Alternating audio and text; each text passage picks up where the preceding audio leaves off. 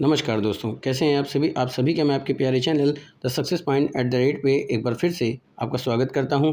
मैं आपको लेके चलूंगा आधुनिक भारत के इतिहास से संबंधित उन महत्वपूर्ण प्रश्नों पर जो कि आपको आपके लक्ष्य तक पहुंचाने में आपकी मदद करेगा। चाहे वो यूपीएससी का एग्ज़ाम हो, यूपीपीएससी का एग्ज़ाम हो या अदर कोई भी कॉम्पिटिटिव एग्ज़ाम हो, उन सभी के लिए इंपॉर्टेंट होगा।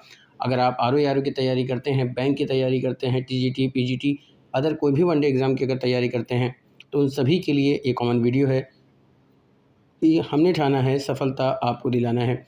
तो हम ऐसे ही कॉमन वीडियो को रोज़ लेकर के आते हैं। उन जो कॉमन वीडियो होती है प्यारे दोस्तों, उसमें उन सभी डिपार्ट को ध्यान में रखकर प्रश्न बनाए जाते हैं जिससे कि आपको आपका लक्ष्य जल्द से जल्द हासिल हो सके। तो अपना प्यार, अपना सपोर्ट दीजिए चैनल को, क्योंकि the success point at the rate education का एक ऐसा प्लेटफॉर्म है जहाँ से आप हर सब्जेक्ट के महत्वपूर्ण प्रश्नों को प्राप्त करते हैं। तो अगर आप अन्य प्रश्नों को देखना चाहते हैं या किसी सब्जेक्ट का अच्छे से अध्ययन करना चाहते हैं तो आप प्ले लिस्ट में जा करके देख सकते हैं। साथ ही साथ चैनल को सपोर्ट कीजिए, सब्सक्राइब कीजिए, बेल आइकन ऑन कीजिए ताकि वीडियो की अपडेट आपको मिलती रहे। वीडियो को शेयर कीजिए, लाइक कीजिए, वीडियो आपको कैसी लगती है कमेंट में ज़रूर बताएं। साथ ही साथ प्रयास कीजिए कि आपके साथ साथ ज़्यादा से ज़्यादा लोग इस चैनल से जुड़ें और ज़्यादा से ज़्यादा लोग देखें दोस्तों, क्योंकि जब ज़्यादा से ज़्यादा लोग देखते हैं तब हमारा खुद का मनोबल बढ़ने लगता है और हम और अच्छे करने का प्रयास करते हैं। चलिए देखते हैं आज आधुनिक भारत के इतिहास के अंतर्गत कौन से प्रश्नों को रखा गया है। तो आज का पहला प्रश्न क्या है दोस्तों कि आंध्र महिला सभा के संस्थापक कौन थे। प्रश्न क्या है, आंध्र महिला सभा के संस्थापक कौन थे। विकल्प है पंडिता रामाबाई, दूसरा है दुर्गाबाई देशमुख, तीसरा है गायत्री देवी और चौथा विकल्प क्या कह रहा है, सरोजिनी नायडू। तो प्रश्नों को ध्यान में रखते हुए विकल्पों के आधार पर उत्तर देने का प्रयास कीजिए कि आंध्र महिला सभा के संस्थापक कौन थे, पंडिता रामाबाई, दुर्गाबाई देशमुख, गायत्री देवी या फिर सरोजिनी नायडू। पहले आपको बता दूं दोस्तों कि आंध्र महिला सभा की जो स्थापना की गई थी वो की गई थी 1937 में। आंध्र महिला सभा की स्थापना की गई थी 1937 में और किसने किया था, तो दुर्गाबाई देशमुख ने किया था दोस्तों। दुर्गाबाई देशमुख ने आंध्र महिला सभा के संस्थापक थे। ठीक है, आंध्र महिला सभा की स्थापना किसने की थी, तो दुर्गाबाई देशमुख ने किया था। और कब किया था, तो 1937 में किया था। तो आपका विकल्प कौन सा सही हो जाएगा, बी विकल्प सही हो जाएगा प्यारे दोस्तों। चलिए आगे चलते हैं अगले प्रश्न की तरफ। अगला प्रश्न कह रहा है कि निम्नलिखित घटनाओं को उनके कालानुक्रमिक व्यवस्थित कीजिए और नीचे दिए गए कूट से सही उत्तर का चयन कीजिए। सभी प्रश्न इंपॉर्टेंट है प्यारे दोस्तों, चाहे वो पहला क्वेश्चन हो, दूसरा क्वेश्चन हो, तो मैं सभी इंपॉर्टेंट प्रश्नों को लेकर के आता हूँ जिससे आपका ध्यान केंद्रित हो सके। तो निम्नलिखित घटनाओं को उनके कालानुक्रमिक यानी कि कौन सी घटना पहले घटित हुई, फिर उसके बाद कौन सी घटना घटित हुई, तो उनका समय के अकॉर्डिंग आपको उत्तर देना है। हंटर आयोग, सैडलर आयोग, वुड्स डिस्पैच, सर्जेंट योजना।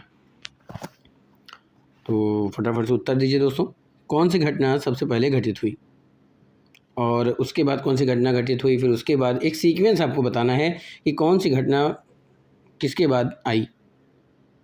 बात समझ रहे दोस्तों, निम्नलिखित घटनाओं को उनके सीक्वेंस में आपको बताना है कि कौन सी घटना पहले घटित हुई, फिर उसके बाद कौन सी घटना घटित हुई।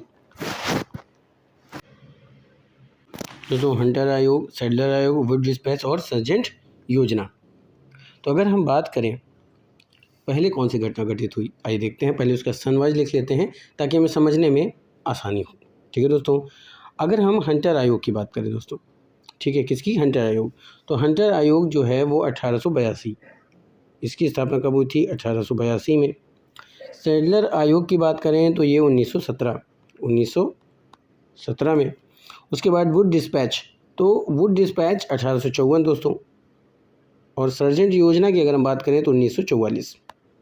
हमको यहाँ सीक्वेंस बैठाना है। तो सबसे पहली घटना कौन सी घटित हुई, हम सामने देख पा रहे हैं, सर्जेंट योजना दोस्तों, है ना। घटनाओं का काला अनुक्रमिक क्रम में उसको क्या करना है, हमें व्यवस्थित करना है दोस्तों। ठीक है, क्या करना है, व्यवस्थित करना है।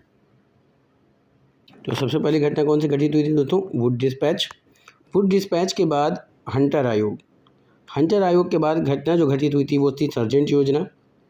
और सर्जेंट योजना के बाद जो घटना घटित हुई वो कौन सी थी दोस्तों, माफ़ कीजिएगा, यहाँ पे सर्जेंट योजना नहीं, सैडलर आयोग होगा दोस्तों। सैडलर आयोग, और सैडलर आयोग के बाद आपका आया था सर्जेंट योजना। यानी 3-1-2-4। 3-1-2-4 कहाँ पे दे रहा है दोस्तों? 3-1-2-4 आपके डी विकल्प में दे रहा है या डी ऑप्शन में दे रहा है। तो D is the right answer for this question और ये क्या हो जाएगा? इंपॉर्टेंट हो जाएगा। चलते हैं अगले प्रश्न की तरफ। अगला प्रश्न क्या है दोस्तों कि मुस्लिम लीग एवं भारतीय राष्ट्रीय कांग्रेस के बीच राजनीतिक गतिरोध को दूर करने के लिए CR फार्मूला किसने बनाया था? विकल्प है जवाहरलाल नेहरू, राजगोपालाचारी, VP मेनन या फिर रामदेव मिश्रा। बात समझिए दोस्तों, मुस्लिम लीग एवं भारतीय राष्ट्रीय कांग्रेस के बीच जो राजनीतिक गतिरोध था उसको दूर करने के लिए CR फार्मूला किसने बनाया था? जवाहरलाल नेहरू ने, राजगोपालाचारी ने, VP मेनन ने या फिर रामदेव मिश्रा ने। तो दोस्तों मुस्लिम लीग एवं भारतीय राष्ट्रीय कांग्रेस के बीच जो राजनीतिक गतिरोध था, है ना, उसको दूर करने के लिए CR फार्मूला किसने बनाया था? तो CR फार्मूला को बनाने वाले व्यक्ति कौन थे? तो वो थे राजगोपालाचारी। कौन थे दोस्तों? श्री राजगोपालाचारी वो व्यक्ति थे जिन्होंने मुस्लिम लीग और भारतीय राष्ट्रीय कांग्रेस के बीच गतिरोध को दूर करने के लिए CR फार्मूला बनाया था। तो आपका बी विकल्प सही हो जाएगा। तो B is the right answer for this question और ये क्या हो जाएगा? इंपॉर्टेंट हो जाएगा। प्यारे दोस्तों, अगर बात किया जाए कि CR फार्मूला कब बनाया गया था तो ये 1944 में बनाया गया था। याद रखिएगा, कब बनाया गया था? 1944 में बनाया गया था। और श्री राजगोपालाचारी का पूरा नाम क्या है? चक्रवर्ती राजगोपालाचारी। दोस्तों अगला प्रश्न क्या है? INA के अधिकारियों पर मुकदमा चलाया गया था आमेर कोर्ट जयपुर में, ग्वालियर फोर्ट में, लाल किला दिल्ली में, आगरा फोर्ट में। बात समझिए दोस्तों, INA के जो अधिकारी थे उन पर जो मुकदमा चलाया गया था वो कहाँ चलाया गया था?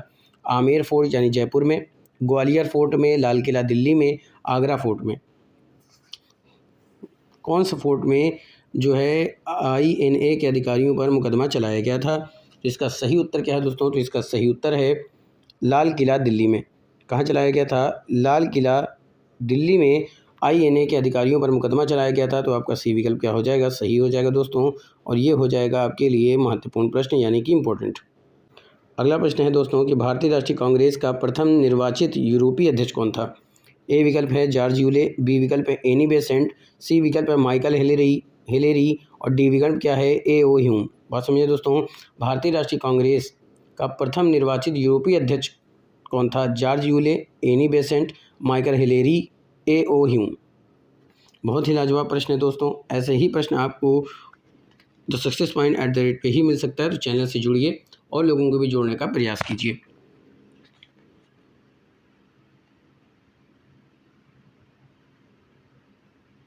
तो भारतीय राष्ट्रीय कांग्रेस का जो प्रथम निर्वाचित यूरोपीय अध्यक्ष था वो थे जॉर्ज यूले। दोस्तों कौन थे? George Yule. याद रखिएगा, जॉर्ज यूले वो पहले यूरोपीय अध्यक्ष थे जो भारतीय राष्ट्रीय कांग्रेस के अध्यक्ष बने थे। ठीक है, तो ए विकल्प सही हो जाएगा। तो A is the right answer for this question. अगला प्रश्न क्या है? किसने कहा था कांग्रेस आंदोलन ना तो लोगों द्वारा प्रेरित था, ना ही या उनके द्वारा सोचा या योजनाबद्ध किया गया था? विकल्प है lord Curzon, sir Syed Ahmad Khan, lord Dufferin, Lala Lajpat Rai. फटाफट से उत्तर दीजिए दोस्तों कि किसने कहा था कि कांग्रेस आंदोलन ना तो लोगों के द्वारा प्रेरित था, ना ही उनके द्वारा सोचा या योजनाबद्ध किया गया था? Lord Curzon, sir Syed Ahmad Khan, lord Dufferin, Lala Lajpat राय।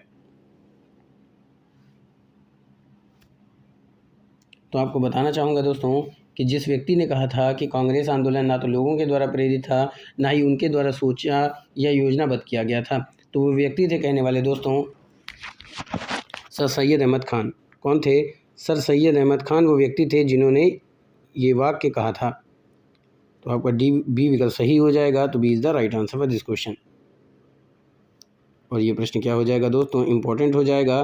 साथ ही साथ ये प्रश्न भी आपके लिए इम्पोर्टेंट होगा। चलते हैं अगले प्रश्न की तरफ। अगला प्रश्न कह रहा है कि भारतीय राष्ट्रीय कांग्रेस के प्रथम मुस्लिम अध्यक्ष कौन थे? बहुत ही आसान है, सर सैयद अहमद खान, अब्दुल कलाम आज़ाद, रफ़ी अहमद किदवई या फिर बदरुद्दीन तैयब जी। तो प्यारे दोस्तों, भारतीय राष्ट्रीय कांग्रेस के प्रथम मुस्लिम अध्यक्ष कौन थे? सर सैयद अहमद खान, अब्दुल कलाम आज़ाद, रफ़ी अहमद किदवई या फिर बदरुद्दीन तैयब जी। तो भारतीय राष्ट्रीय कांग्रेस तो दोस्तों भारतीय राष्ट्रीय कांग्रेस के प्रथम मुस्लिम अध्यक्ष कौन थे? तो वो थे बदरुद्दीन तैयब जी। कौन थे दोस्तों? बदरुद्दीन तैयब जी भारतीय राष्ट्रीय कांग्रेस के सबसे पहले मुस्लिम अध्यक्ष थे। और कब बने थे? तो ये मद्रास में आयोजित किया गया था। ये जो अधिवेशन हुआ था, या कह लीजिए कि जो कांग्रेस का जो सर्वप्रथम भारतीय राष्ट्रीय कांग्रेस का जो अधिवेशन हुआ था मद्रास में, कब हुआ था? 1887 की बात है। तो 1887 में जो हुआ था भारतीय राष्ट्रीय कांग्रेस का आयोजन, उसमें अध्यक्ष कौन थे? तो बदरुद्दीन तैयब जी थे। तो आपका डी विकल्प सही हो जाएगा और ये प्रश्न इंपॉर्टेंट भी हो जाएगा दोस्तों और महत्वपूर्ण भी। चलते हैं अगले प्रश्न की तरफ। अगला प्रश्न पूछ रहा है दोस्तों कि उन्होंने मैजनी, गैरिबाल्डी, शिवाजी तथा श्री कृष्ण की जीवनी लिखी। वे अमेरिका में कुछ समय के लिए रहे। वे केंद्रीय सभा के सदस्य निर्वाचित हुए थे। वे कौन हैं? लाला लाजपत राय, फिरोज शाह मेहता, दादा भाई नौरोजी, दीपेंद्र चंद्रपाल। प्यारे दोस्तों, अगर आप चैनल पर नए विजिटर हो, अभी तक आपने चैनल को सब्सक्राइब नहीं किया है तो चैनल को सब्सक्राइब कीजिए, बेल आइकन ऑन कीजिए ताकि वीडियो की अपडेट आपको मिलती रहे।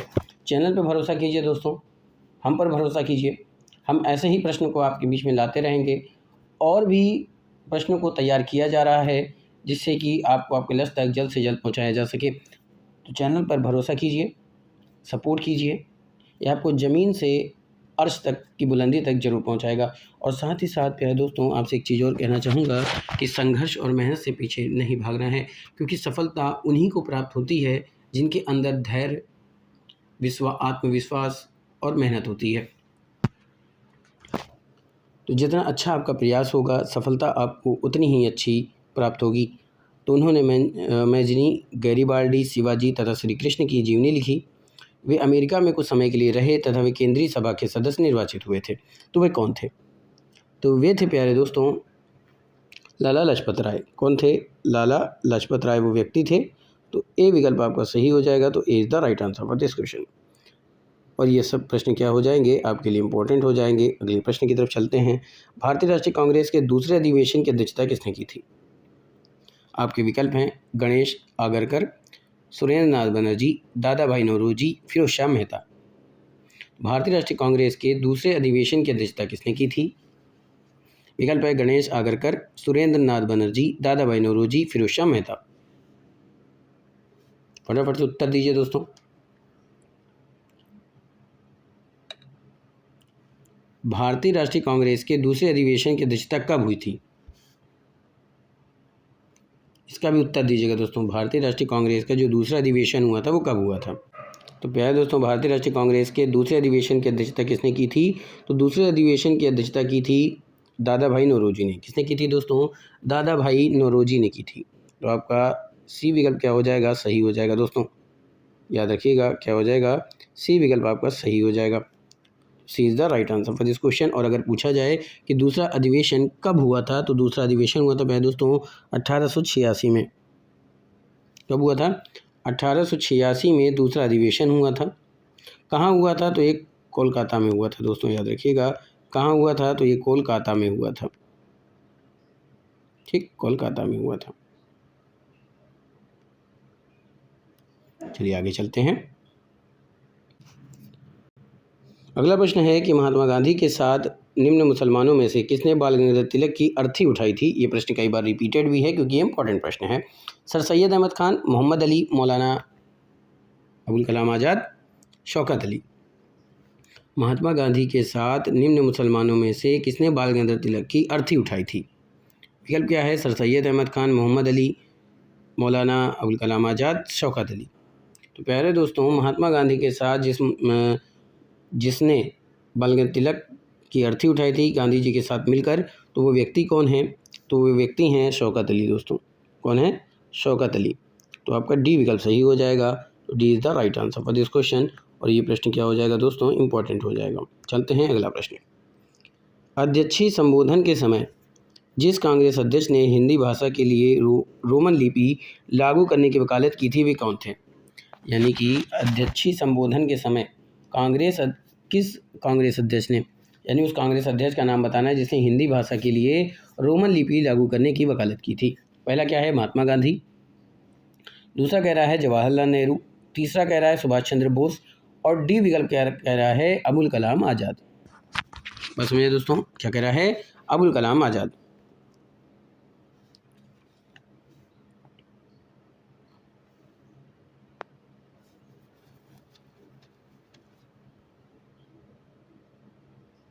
तो अच्छी संबोधन के समय जिस कांग्रेस अध्यक्ष ने हिंदी भाषा के लिए रोमन लिपि लागू करने की वकालत की थी, वो व्यक्ति कौन है? ये आपसे पूछा जा रहा है दोस्तों। तो वो व्यक्ति हैं अबुल कलाम आज़ाद। कौन है दोस्तों? अबुल कलाम आज़ाद। तो आपका डी विकल्प सही हो जाएगा। तो D is the right answer for this question. और ये प्रश्न क्या हो जाएगा, इंपॉर्टेंट हो जाएगा। अगला प्रश्न क्या है, भारत की स्वतंत्रता प्राप्ति के बाद निम्न में से किसने सुझाव दिया था कि भारतीय राष्ट्रीय कांग्रेस को समाप्त कर दिया जाए।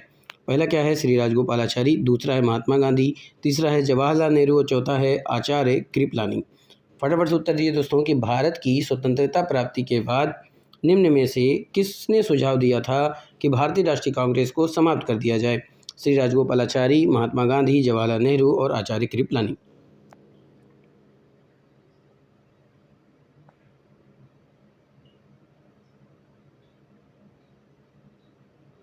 दोस्तों, भारत की स्वतंत्रता प्राप्ति के बाद जिस व्यक्ति ने सुझाव दिया कि भारतीय राष्ट्रीय कांग्रेस को समाप्त कर दिया जाए, वो व्यक्ति कौन है, तो वो व्यक्ति हैं महात्मा गांधी। तो आपका बी विकल्प सही हो जाएगा। तो B is the right answer for this question, और ये क्या हो जाएगा, इंपॉर्टेंट हो जाएगा। अगला प्रश्न देखते हैं, निम्नलिखित में से कौन स्वदेशी आंदोलन का आलोचक था एवं पूर्व तथा पाश्चात्य के बीच एक बेहतर संबंध का समर्थक था। बात समझ में आई दोस्तों, निम्नलिखित में से कौन स्वदेशी आंदोलन का आलोचक था एवं पूर्व तथा पाश्चात्य के बीच एक बेहतर संबंध का समर्थक था। विकल्प क्या है, WC Banerjee, RN Tagore, SN Banarasi, BG तिलक।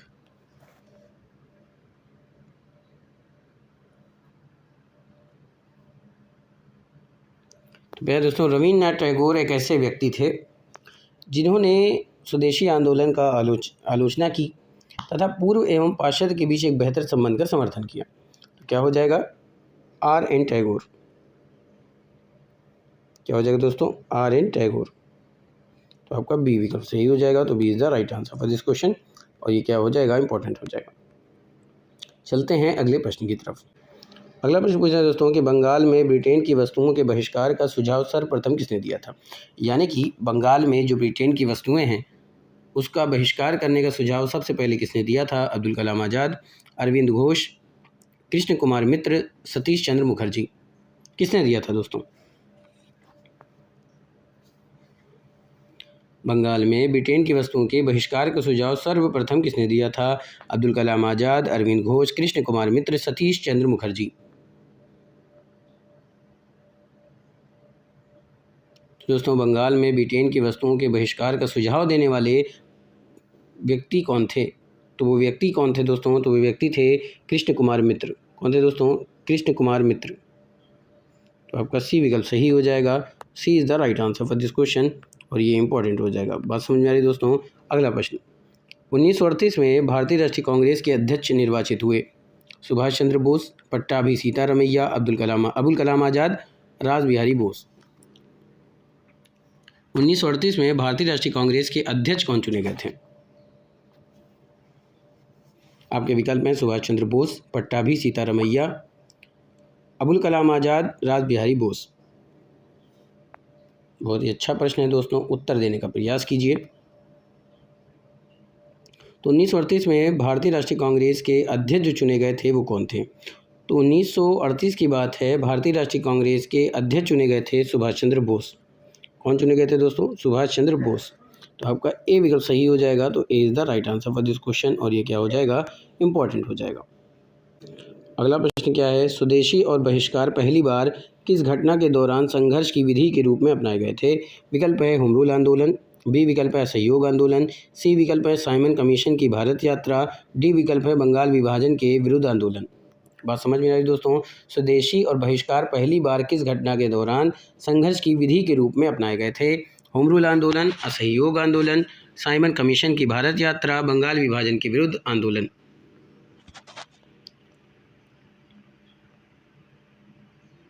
बहुत ही अच्छा प्रश्न है दोस्तों, फटाफट से उत्तर देने का प्रयास कीजिए। ज़्यादा से ज़्यादा प्रश्नों को लगाने का प्रयास करें, ज़्यादा से ज़्यादा प्रैक्टिस सेट लगाएं। जितने ज़्यादा आप प्रश्न लगाएंगे उतने ज़्यादा से ज़्यादा आपके प्रश्न तैयार होंगे दोस्तों। तो मंजिलों से चलकर बेहतर मंजिलें तलाश कर, मिल जाए दरिया तो समंदर तलाश कर, यूँ तो टूट जाते हैं पत्थर के चूर से शीशे, पत्थर ही टूट जैसे शीशा तलाश कर। तो आपको ऐसी मेहनत लाना है दोस्तों कि हर एग्ज़ाम आप पार कर जाएं। तो स्वदेशी और बहिष्कार पहली बार किस घटना के दौरान संघर्ष की विधि के रूप में अपनाए गए थे। होम रूल आंदोलन, असहयोग आंदोलन, साइमन कमीशन की भारत यात्रा, बंगाल विभाजन के विरुद्ध आंदोलन। तो दोस्तों स्वदेशी और बहिष्कार पहली बार जिस घटना के दौरान संघर्ष की विधि के रूप में अपनाए गए थे वो क्या था, तो वो था बंगाल विभाजन के विरुद्ध आंदोलन। ठीक है दोस्तों, यानी जब बंगाल विभाजन के विरुद्ध आंदोलन किया जा रहा था तब जो है स्वदेशी और बहिष्कार को अपनाया गया था। तो डी विकल्प क्या हो जाएगा, सही हो जाएगा। तो D is the right answer for this question. और ये क्या हो जाएगा, इंपॉर्टेंट हो जाएगा। अगला प्रश्न क्या है, मद्रास में स्वदेशी आंदोलन का नेतृत्व किसने किया था। विकल्प है श्रीनिवास शास्त्री, राजगोपालाचारी, चिदम्बरम पिल्ले, चिंतामणि। मद्रास में स्वदेशी आंदोलन का नेतृत्व किसने किया था।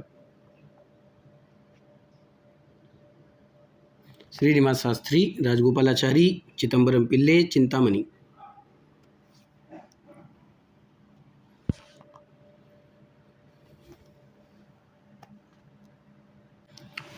मद्रास में स्वदेशी आंदोलन का नेतृत्व किसने किया था, साथ में ये भी बताया कि कब किया था। सॉरी। तो प्यारे दोस्तों, मद्रास में स्वदेशी आंदोलन का नेतृत्व किया था V.O. चिदम्बरम पिल्ले ने। किसने किया था, चिदम्बरम पिल्ले ने किया था दोस्तों, जो आपके सी विकल्प में दे रहा है। C is the right answer for this question. और ये प्रश्न क्या हो जाएगा, इंपॉर्टेंट हो जाएगा। मैंने पूछा था कि कब किया था, तो 1905 में दोस्तों। आगे चलते हैं। अगला प्रश्न है, निम्न में से किसने स्वदेशी आंदोलन का नेतृत्व दिल्ली में किया था। विकल्प है बाल गंगाधर तिलक, अजीत सिंह, लाला लाजपत राय, सैयद हैदर रज़ा। प्रश्न क्या है दोस्तों, निम्न में से किसने स्वदेशी आंदोलन का नेतृत्व दिल्ली में किया था। विकल्प क्या है, बाल गंगाधर तिलक, अजीत सिंह, लाला लाजपत राय, सैयद हैदर रज़ा।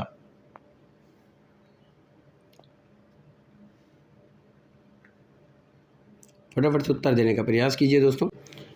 प्यारे दोस्तों, स्वदेशी आंदोलन जो चला था वो 1905 में, कह लीजिए कि दिल्ली की बात कर रहा हूँ कि दिल्ली में स्वदेशी आंदोलन का नेतृत्व किसने किया था, तो सर सैयद हैदर रज़ा ने किया था। किसने किया था दोस्तों, सैयद हैदर रज़ा ने किया था 1905 में। ये जो आंदोलन हुआ था स्वदेशी आंदोलन, ये कब हुआ था प्यारे दोस्तों, स्वदेशी आंदोलन की शुरुआत हुई थी 7 अगस्त 1905 को, याद रखिएगा। तो डी विकल्प तो यहाँ से सही हो गया। तो D is the right answer for this question. और अगर पूछा जाए कि स्वदेशी आंदोलन की शुरुआत कब हुई थी, स्वदेशी आंदोलन की शुरुआत हुई थी प्यारे दोस्तों 7 अगस्त 1905 को, याद रखिएगा। 7 अगस्त 1905 को ये शुरुआत हुई थी। तो आपका डी विकल्प सही हो गया और ये प्रश्न क्या हो जाएगा, इंपॉर्टेंट हो जाएगा। अगला प्रश्न क्या है, पूना पैक्ट संबंधित था दलित वर्ग से, हिंदू मुस्लिम एकता से, संवैधानिक प्रगति से, शैक्षिक सुधार से। पूना पैक्ट किससे संबंधित था, दलित वर्ग से, हिंदू मुस्लिम एकता से, संवैधानिक प्रगति से, शैक्षिक सुधार से।